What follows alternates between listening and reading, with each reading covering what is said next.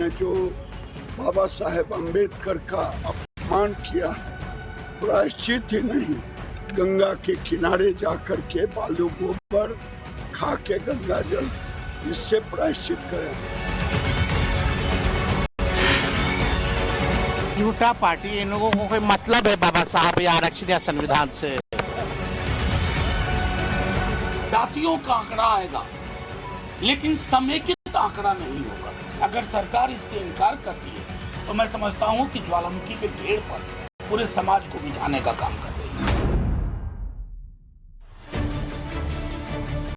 देश में आज जनगणना का नोटिफिकेशन जारी हो गया। देश में पहली बार आम जनगणना के साथ जातियों की भी गणना होगी। जाहिर है आने वाले समय में बिहार, बंगाल समेत यूपी के चुनाव इसी पिच पर लड़े जाएंगे। लेकिन जनगणना की सियासी लड़ाई से अलग असली लड़ाई कुछ और ही है, और ये लड़ाई है बाबा साहेब अम्बेडकर के अपमान पर जारी सियासी घमासान की। और सवाल ये भी कि सावरकर और अम्बेडकर क्या सिर्फ परिवारवादी पार्टियों के लिए चुनावी मोहरा है? 11 जून की इस तस्वीर को देखिए। मौका आरजेडी सुप्रीमो लालू यादव के 78वें जन्मदिन का था। इस मौके पर आरजेडी का एक कार्यकर्ता अम्बेडकर की तस्वीर को लालू यादव के पैर के पास रख देता है, लेकिन लालू न तो इस तस्वीर को हाथ लगाते हैं और न ही उसे उठाने की जहमत करते हैं। वीडियो वायरल हुआ तो बिहार से लेकर दिल्ली तक की सियासत गर्मा गई। बीजेपी ने इसे बाबा साहेब अम्बेडकर का अपमान बता दिया। आरोप लगा कि दशकों से खुद को सामाजिक न्याय का पुरोधा बताने वाले लालू ने बाबा साहेब की तस्वीर को न तो उठाया, न सम्मान दिया और न ही छूना तक जरूरी समझा। इन्हें दलित समाज का वोट तो चाहिए, लेकिन उनके आराध्य पुरुष का अपमान करने से नहीं चूकते। ये सिर्फ अपमान नहीं, एक मानसिकता का पर्दाफाश है। इसके बाद तो लालू से माफी मांगने की डिमांड शुरू हो गई। बीजेपी नेता और केंद्रीय मंत्री गिरिराज सिंह ने तो लालू से गंगा किनारे जाकर बालू फाँक कर प्रायश्चित करने की मांग कर दी। लालू यादव जी का असली चेहरा निकल के आया है दलितों के प्रति, और अंबेडकर जो भगवान की तरह पूजे जाते हैं पूरे देश में, और ये अहंकार कि मैं फलाने का वोट वो वोट लें। लेकिन लालू यादव जी, आपने जो बाबा साहेब अम्बेडकर का अपमान किया है, पैर के नीचे जो कुचलने का काम किया है, इसके लिए आपको देश के दलितों से माफी मांगना पड़ेगा। माफी ही नहीं, प्रायश्चित करना पड़ेगा। प्रायश्चित ही नहीं, गंगा के किनारे जाकर के बालू गोबर खा के गंगा जल, इससे प्रायश्चित करें। अगर हिंदू धर्म में भरोसा नहीं है तो चले जाएं फुलबाड़ी में, वहाँ भी प्रायश्चित करें। बाबा साहेब अम्बेडकर के अपमान के मुद्दे पर बीजेपी आरजेडी से लेकर तेजस्वी और लालू पर लगातार हमलावर है। बीजेपी आईटी सेल के हेड अमित मालवीय ने तो सोशल मीडिया पर आरजेडी को घेरते हुए लिखा, 5 दिन हो गए, अहंकार में डूबी आरजेडी ने अभी तक भारत रत्न बाबा साहेब अम्बेडकर जी के अपमान पर माफी नहीं मांगी। ना शर्म ना पछतावा, सिर्फ घमंड। ये वही आरजेडी है जिसके राज में दलितों पर अत्याचार और नरसंहार आम बात थी। अब वही पार्टी बाबा साहेब के विचारों और सम्मान को भी रौंद रही। इस अपमान को कभी माफ नहीं किया जा सकता। एक तरफ बीजेपी लालू के खिलाफ मोर्चा खोल रही है। पार्टी के तमाम नेता लालू और आरजेडी के खिलाफ मैदान में उतर आए तो पलटवार में आरजेडी भी पीछे नहीं। तेजस्वी ने आरोप लगा दिया कि बीजेपी को बाबा साहेब के मान सम्मान से कुछ भी लेना देना नहीं, ये सिर्फ दलित वोटों के ध्रुवीकरण की कोशिश है। बीजेपी पर हमलावर तेजस्वी लालू की खराब सेहत का हवाला भी दे रहे हैं। झूठा पार्टी, इन लोगों को कोई मतलब है बाबा साहब या आरक्षण या संविधान से? लालू जी ने बिहार भर में कितनी बाबा साहब की मूर्तियां, लालू जी ने बाबा साहब अम्बेडकर की कितनी मूर्तियां पूरे बिहार भर में लगवाई हैं। लालू जी, हम लोग जो है अम्बेडकर जी के विचारधारा को मानने वाले लोग हैं, तो आप समझिए ये भाजपा के लोग झूठा प्रचार करने आगे झूठा है ना। कौन रखा है पैर के सामने? कौन है आरजेडी के वर्कर रखे हैं? 10-10 घंटा लालू जी काम करते हैं, मिलते हैं लोगों से 78 साल की उम्र में। स्वास्थ्य ठीक नहीं है, किडनी का ट्रांसप्लांट है, फिर भी इन लोगों को शर्म नहीं आता इस तरह का झूठा घटिया आरोप लगाते हुए।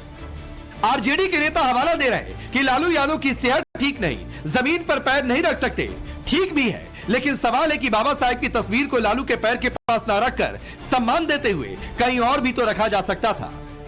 इस सियासी घमासान के बीच बिहार राज्य अनुसूचित जाति आयोग ने बाबा साहेब अम्बेडकर के अपमान को लेकर आरजेडी सुप्रीमो लालू यादव को नोटिस भेज दिया है। 15 दिनों के अंदर जवाब मांगा है। पूछा कि क्यों न आप पर अनुसूचित जाति जनजाति अत्याचार अधिनियम के तहत मुकदमा दर्ज किया जाए।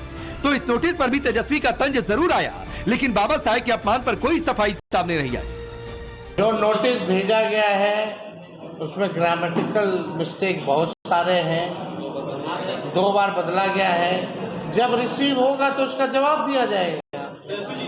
और आप सब लोग जान रहे हैं, मतलब आप बताओ कोई मतलब है क्या इसमें? बिहार में कितना दलितों पर अत्याचार हो रहा है, वहां इनकी नजर नहीं गई है। बच्चियों के साथ रेप हो रहा है, बलात्कार हो रहा है, हत्या हो रहा है, किडनैपिंग हो रही है। कितना दलितों पर अत्याचार बढ़ा है बिहार में, वहां इनकी नजर नहीं गई। यानी यहाँ तो एक नहीं 2 को नोटिस भेजा जाता है। अब इस दूसरी तस्वीर को देखिए जो सिर्फ 1 महीने पुरानी है। इस पोस्टर में आधा चेहरा बाबा साहेब अम्बेडकर और आधा चेहरा अखिलेश यादव का है। समाजवादी पार्टी के दफ्तर के सामने ये पोस्टर लगाया गया था।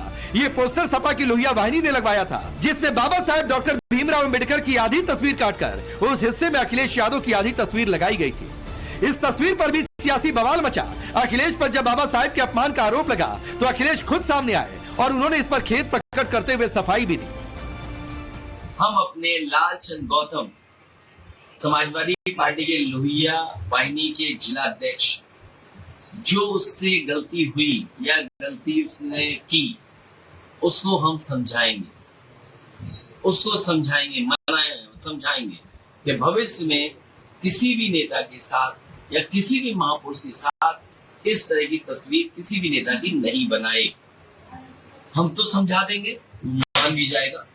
क्या भारतीय जनता पार्टी के अपने नेताओं को समझाएंगे जिन्होंने सदन में क्या स्टेटमेंट दिया? अब सवाल है क्या लालू भी ऐसा करेंगे, क्योंकि सवाल अम्बेडकर के मान सम्मान का है। आरोप तो ये भी लग रहा है कि अम्बेडकर का अपमान करने वाले वही लोग हैं जो सावरकर का भी अपमान करते हैं। इनके लिए अम्बेडकर और सावरकर से ऊपर सिर्फ और सिर्फ इनका परिवार है। अम्बेडकर के अपमान का ये मुद्दा यूपी से बिहार तक गरमाया है। यूपी में तो 27 में चुनाव है, लेकिन यूपी का सियासी तापमान देखकर कहा जाने लगा है कि चुनावी रणभेरी अभी से बच चुकी है, जबकि बिहार में तो इसी साल के आखिर में चुनाव होने हैं।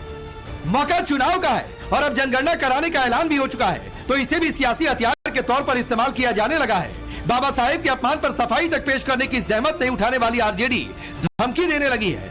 धमकी ये कि अगर जनगणना सही तरीके से नहीं हुई तो ज्वालामुखी फूटेगी। हमारी मांग थी जैसे शेड्यूल कास्ट, शेड्यूल ट्राइब, ये दोनों कॉन्स्टिट्यूशनल कैटेगरीज थे। उसी तरह है आर्टिकल 340 के तहत ओबीसीज। तो आप अलग अलग जातियों की गणना कीजिए, लेकिन एक समेकित गणना अदर बैकवर्ड क्लासेस की होनी चाहिए, जिसे हम आर्टिकल 15 और आर्टिकल 16 के तहत socially and educationally backward classes कहते हैं। अगर सरकार उसके वो नहीं करती, अगर सरकार इससे इनकार करती है, तो मैं समझता हूं कि ज्वालामुखी के ढेर पर पूरे समाज को बिठाने का काम कर रही है। सवाल है कि ज्वालामुखी की बात क्यों? क्या ये धमकी वाली भाषा नहीं? सवाल ये भी कि क्या सिर्फ आगे चुनाव है, इसीलिए जातियों में बांटने वाले बयान दिए जा रहे हैं? सवाल की लालू के साथ अम्बेडकर की तस्वीर पर सपा की तरह आरजेडी भी क्या बैकफुट पर जाएगी? और सबसे बड़ा सवाल कि क्या वाकई अम्बेडकर और सावरकर क्या परिवारवादी पार्टियों के लिए सिर्फ चुनावी मोहरा है? ब्यूरो रिपोर्ट, टाइम्स नाउ नव भारत।